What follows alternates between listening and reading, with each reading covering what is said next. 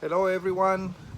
This is Diego Ojeda, greeting you again from the beautiful Louisville, Kentucky.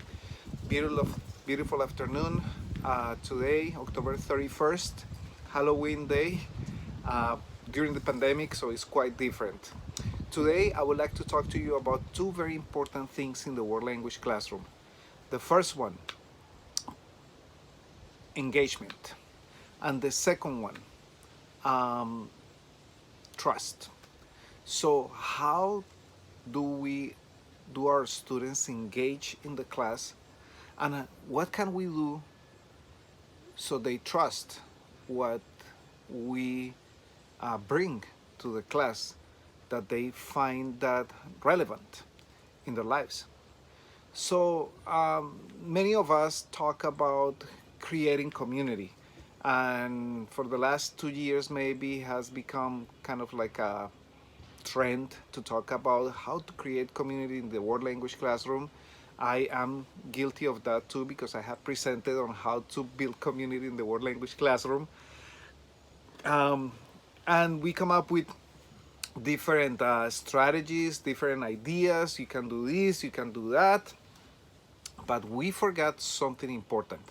And in order to remember the important things in the world language classroom, we need to teach with our cap backwards. For those who doesn't know what means to teach with your cap backwards and are thinking right now, what is this guy doing? He's kind of ridiculous and I don't understand his accent anyway. Let me explain. You give me 2 seconds. I started recording these short videos every week since we started this school year, the 2021 school year. And during my first video, I was telling the teachers that we had to take it easy this year because of the pandemic, and that we have to teach like we are still on vacation, right? Meaning kind of like with that attitude, very relaxed. So I said, let's teach with our caps on, because we usually wear our caps during vacation when we go on a walk or something that is really relaxing. Um, but to make it even more relaxing and even more human, let's teach with our cap backwards so we can see things a little bit outside of the box. So I was talking about creating community and how to think about creating community outside of the box with your cap backwards. You know, the most important piece to create community is the teacher. So we can do all of the activities that you want. We can do icebreakers, we can do games, we can have our students talking to each other, but that doesn't mean anything or won't have any impact in the community creation unless we, as the teachers, have um, been able to be ourselves in our classrooms. So I want to uh, motivate you to be you in the classroom. It doesn't matter what kind of personality you have. Honestly, everyone has a different personality, and there's not a specific type of personality that will make you a successful teacher. Your own personality is the road to success. It doesn't matter. It doesn't matter if you sometimes are funny or you're serious or you're shy or if you are an extrovert. You know, the most important thing is that the kids recognize that you are yourself, because there's no better judge than the kids, and especially teenagers, to recognize who's being truth or who's not being themselves just by looking at the teacher's face. The first moment they see your face every day, they know if you're real or not. That's what they say. This person is real, this teacher is real, this teacher is fake. And the thing is that we take up on so many different personalities during the classroom, you know. We sometimes are so concerned about the curriculum that we think that we have to teach it in a specific way, that we have to be serious in certain parts of the class because we need to make sure that we are following what the curriculum is saying. Some other teachers take this to extreme, and they project an image that is not themselves, whether they wear something that they usually don't wear in the real life, or their attitude is quite different from their attitude in real life. And the kids can tell that, you know, and that can be successful, let's say, for the first week or 2 weeks of school, especially if you want to be playful and, dress up as something as you don't do on a regular basis. But then you're gonna have to be there your entire school year. So it is better to present ourselves the way we are and share our own reality with our students. That's what's going to start creating community in our classrooms, because they understand that they can be themselves. If you can be yourself in the classroom, then you don't have to tell them, hey, you can be yourself here. They, you are giving the example. So you don't have to even repeat that. They're gonna start acting like the way they are, okay? So you don't even have to do things like persona especial to get other kids to know other kids, because they will be acting the way they are, because they understand that you're coming to the classroom with your own person. So the second aspect is, how do we make them trust? How do we make them value what we bring in our instruction?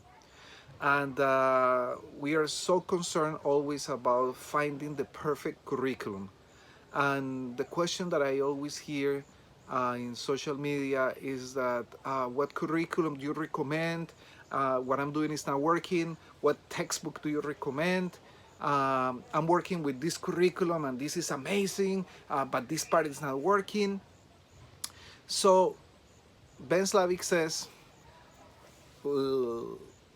in the language classroom, the curriculum is the language. And I always say, language is life.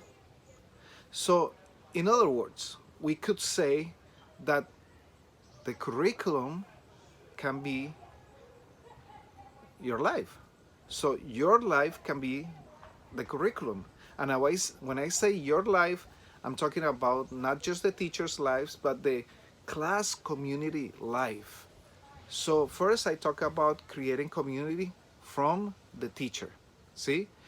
Appearing to your class, acting with your class, um, exchanging ideas with your class from your own self. Now, let's think, how can we create an environment that allows us to talk about different aspects of life in the target language that is interesting and engaging to our students? Well, that only comes if that is connected to your reality as a person, as a teacher, and their reality. So there are curriculums that are really well organized, good topics, but there's nothing better than taking everything, uh, taking to the class things that are related to our own experiences.